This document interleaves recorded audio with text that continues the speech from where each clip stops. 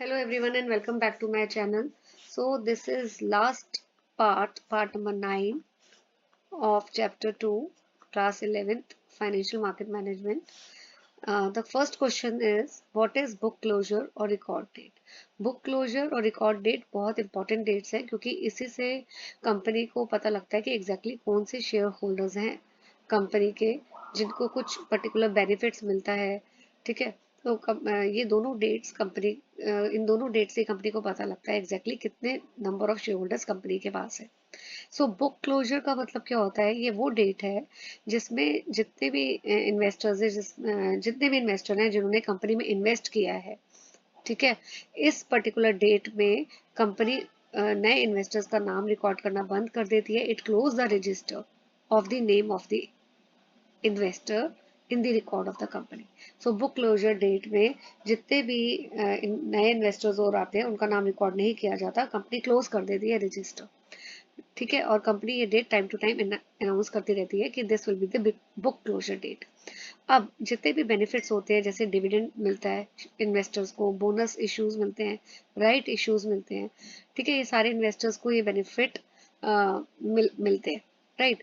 लेकिन उन्हीं इन्वेस्टर्स को ये बेनिफिट मिलेंगे जिनका नाम जो है कंपनी के रिकॉर्ड्स में होगा on a particular date which is called as record date. अगर इन्वेस्टर्स का नाम कंपनी के रिकॉर्ड्स में है, रिकॉर्ड डेट के में, ठीक है, एक पर्टिकुलर डेट है जिसको रिकॉर्ड डेट बोला जाता है, और अगर उस डेट में इन्वेस्टर्स का नाम कंपनी के रिकॉर्ड्स में है तो ही इन्वेस्टर्स को ये बेनिफिट्स मिला जाता है, अदरवाइज उनको ये बेनिफिट नहीं दिया जाता।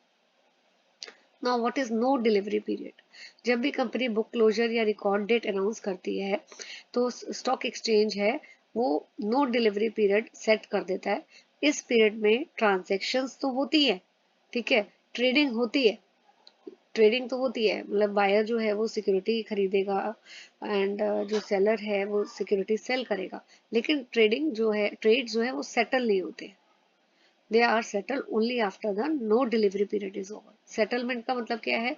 ट्रेडिंग हो जाएगी, they will buy and sell, लेकिन एक्चुअल में delivery of securities and payment for the securities ये होंगे after the delivery, no delivery period. Next question is what is ex dividend rate? So ये the date on or after which a security begins trading,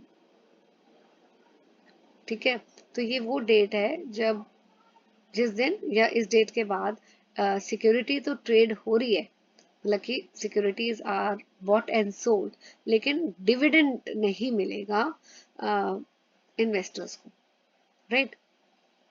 अगर investors जो हैं वो securities खरीदते हैं, ठीक है, if they buy on or after the ex dividend rate, तो उनको डिविडेंड जो है वो नहीं मिलेगा, but they can buy the securities, trading is possible.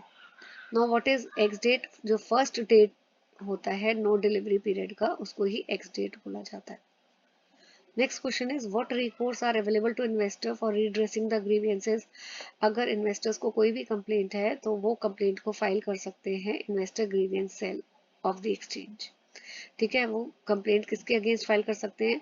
Against broker की कोई भी इशू है कि अगर सिक्योरिटीज नहीं मिली है या इन्वेस्टर या फिर पेमेंट नहीं मिली है, तो he can, investor can file the complaint with the investor grievance cell. तो इन्वेस्टर ग्रीवियंस सेल जो है वो कंप्लेंट को टेकअप करेगा, ठीक है। एंड ये चीज भी आपको एक याद रखनी है, in respect of the trade executed on the NSC, right. What is arbitration? अगर इन्वेस्टर ग्रीवियंस सेल कोई रेजोल्यूशन या सॉल्यूशन नहीं दे पाता है इन्वेस्टर को, तो इन्वेस्टर के पास एक ऑल्टरनेटिव डिस्प्यूट रेजोल्यूशन मैकेनिज्म भी है, मतलब एक अलग दूसरा मेथड भी है कि वो अपनी ग्रीवियंस को, अपनी कंप्लेंट्स को सॉल्व करवा सकता है, right.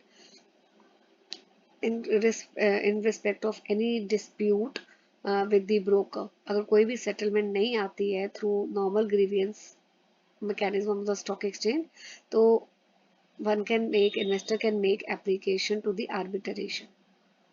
Now what is investor protection fund?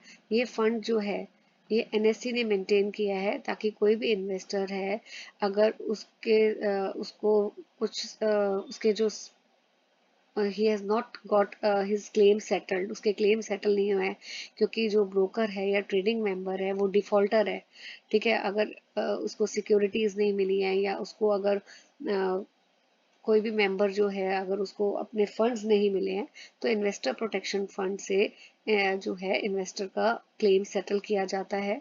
लेकिन इसमें जो मैक्सिमम लिमिट दी हुई है वो है 15 lakhs। Maximum amount of claim payable from this fund is 15 lakhs। Now what is SEBI scores? Scores इसकी भी फुल फॉर्म आ सकती है, it is SEBI complaint redressal system. ये ऑनलाइन फैसिलिटी है जो सेबी ऑफर करता है इन्वेस्टर्स को ताकि वो अपनी कंप्लेंट फाइल कर सकते हैं। कंप्लेंट जो है it should be first registered. SEBI क्या करता है, यूनिक कंप्लेंट नंबर देता है, ठीक है। तो सेबी जो है complaint enter the takes up the complaint and कोई भी इशू हो सकता है कि सिक्योरिटीज ट्रांसफर नहीं हुई या डिविडेंड नहीं मिला, what ever is the case the complaint is filed with the SEBI and the SEBI takes up the complaint, right? So scores facilitates you to lodge your complaint. With this our chapter is over. This was quite a lengthy chapter and इसको wind up करने में काफी 9 videos I have made. Chapter number 3 I'm going to cover in the next video. I'll start this chapter, mutual funds, product and feature.